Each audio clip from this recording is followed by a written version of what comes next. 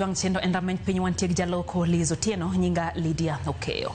Achije abiriyo omaki kaluwore gi monj manotimore otieno manyoro manoweyo ka obila achiel owito ngimane ka mamoko ariyo odong' gi hinyruok e boma ma Nakuru.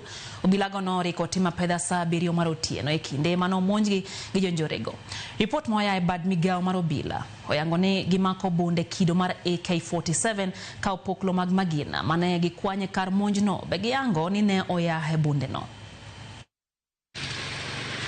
Saa 7:29 mar otieno manyoro, obila noriko tim apedha e boma ma Nakuru kama nomonjgi gi jonjore manomanore gi lweny mager manochwado obila achiel gi magina ma onego ka obila mamoko ariyo ne owe kod hinyruok.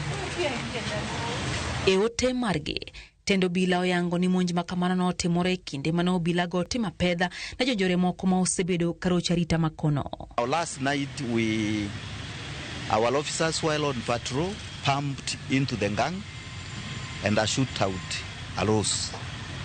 And out of the shootout at around 8:30, we were able to track the entire night the systems of these fellows, and we were able to arrest 4 persons who are in the police custody here with this firearm. This firearm was found in Bondeni in a place hidden where they could keep the firearm in a place near a Kalonjing there. Obila yangu ni Achije abiriyo osemaki nyaka sani kendo onyogi yudo bunde kido mar AK-47 e alwora ma Bondeni ma ichich ni ema notim go monj makamano. Ka opoklo mag magina mano oyudi e kar monjno gin mag kit bundeno.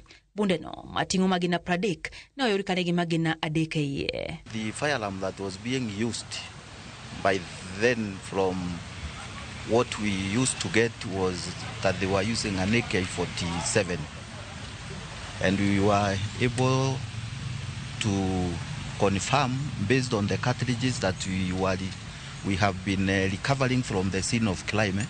This is the 7.62 millimeter special. That ammunition is meant for an AK-47, and now we are taking this firearm. It is not linked to here. It is linked to elsewhere, which in due course we will be able to know from where. Achiel kuom achije mano omaki go osebede jela kuom kinde malach kendo nogonye dwe mokalo. These guys are from Kuria, Tanzania. The 4 or 5 of them, but with accomplices in between here, and one of them is an ex-convict who was released from JK prison here in Nakuru. Jodak malora no kwa mondo mi obed motang kendo gigo report ka obila ponone gi chich gi ngata. Commissioner ma county no Loiford Kibara oyango ni alora no osebedo gi rochruok mar arita kuom kinde. For 1 week we have been having a series of serious crime.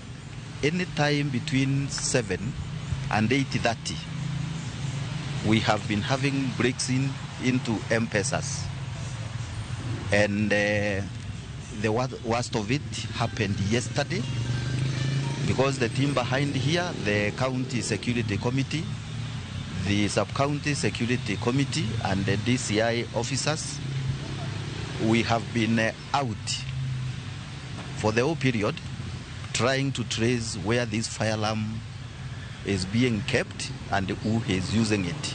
We should all share any suspicious character that you have seen nini, because munataka kuniambia confirm ilisha. Si mnasikia walienda TikTok.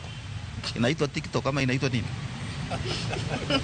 I'm just told wamechange tu game. Obilario manoyudo hinyruok go dhi mbele gi yudo thieth.